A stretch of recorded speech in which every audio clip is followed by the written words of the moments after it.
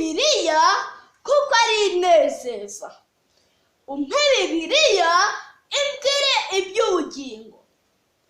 Tugeze mu mwanya mwiza wo kwiga Bibiliya muri gahunda yo gusoma igice kimwe ku munsi. Muri iki cyumweru tuzasoma Zaburi igice cya 57, 58, 59, 60, 61 na 62. Imana izatuyoboze Mwuka Muziranenge. 57. Uhoraho niwe ukiza ubugingo bwacu. Muri Zaburi, Dawidi yari yishe mu buvumo ahunga Sawuli. Benshi bahigwa n'abavandimwe babo. Imana niyo ikiza ubugingo bwa buri wese. Dawidi yaravuze ati, Mana, kiza ubugingo bwanjye, kuko ndi hagati y'intare n'abagome.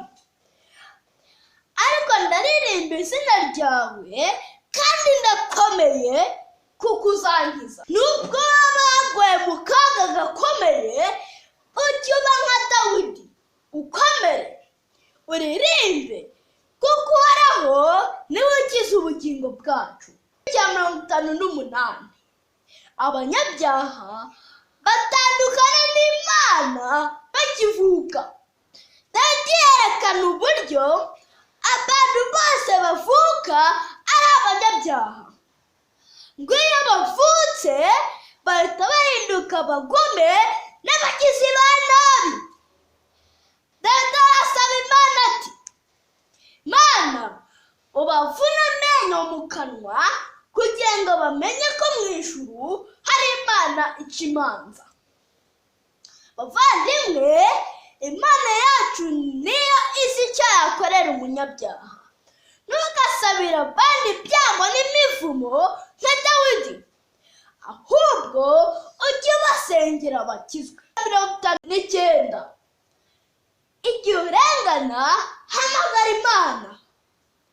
Igihe Dawidi yarwanaga agatsinda, Sawuli yamugiriye ishyari, yohereza abasirikare ngo bajye ku nzu ya Dawidi, nabyuka bamwice. Dawidi atabaza Imana ati, Mana, ukize abagome bashaka kunyica, kandi nta cyaha nakoze. Ati, Imana mboneramo imbabazi izazinkize.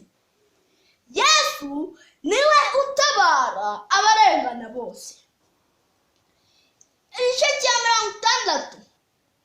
Imana niyo izasenya ibihome by'abaturwanya. Dawidi igihe yatewe n'Abasiriya n'Abedomu, yatakambiye Imana ati, Mana, niwe uzatugeza mu bihome byabo tukabatsinda. Imana yonyine niyo dutabaza yadusakiranye n'amakuba. Igice cya 61. Gusaba kubaho imyaka myinshi. Muri Zaburi, Dawidi aravuga ati, Mana, umve gutaka kwanjye, kandi wumve gusenga kwanjye. Intangiriro yo gushyikirana n'Imana ni ugusenga.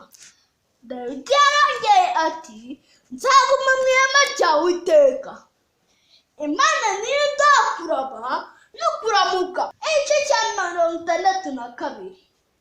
Imana yitura buri wese ibyo yakoze.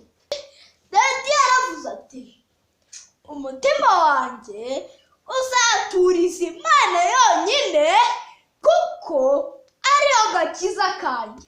Imana niyo byiringiro byacu. Imana niyo gitare cyacu. Imana niyo gihome kidukingira. Aboroheje ni ubusa, kandi n'abakomeye mu rubanza rw'Imana baratsindwa. Imana izitura buri wese ibyo yakoze akiri muzima. Muri iki cyumweru cyose, Imana izakuyoboze Mwuka Muziranenge.